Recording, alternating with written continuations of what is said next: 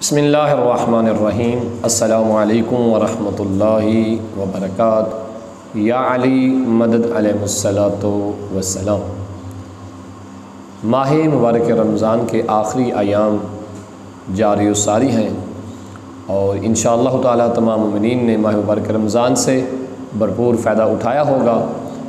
عنقریب 2-4 دن بعد یوم عید سعید کا دن ہوگا، تو میں یہاں پہ اپنے تمام مومن مومنات جو مخیر حضرات ہیں ان سے التماس کرنا چاہوں گا کہ وہ عید کی خوشیوں کے موقع پر جہاں اپنے بچوں کی خوشیوں کا خیال رکھیں، وہاں اپنے دائیں بائیں موجود شہداء کے بچے، غریب مومنین مومنات کے بچے جو کہ مستحقین ہیں، انہیں اپنی خوشیوں میں ضرور شامل کیجئے تاکہ ماہ مبارک رمضان کے روزوں کا حقیقی فلسفہ بھی ہم جان سکیں، کیونکہ بھوک پیاس برداشت کرنے کا مطلب یہ تھا کہ ہمیں اندازہ ہو سکے کہ بھوک کیا ہوتی ہے، پیاس کیا ہوتی ہے، تاکہ غریب کی بھوک پیاس کو بھی سمجھا جا سکے۔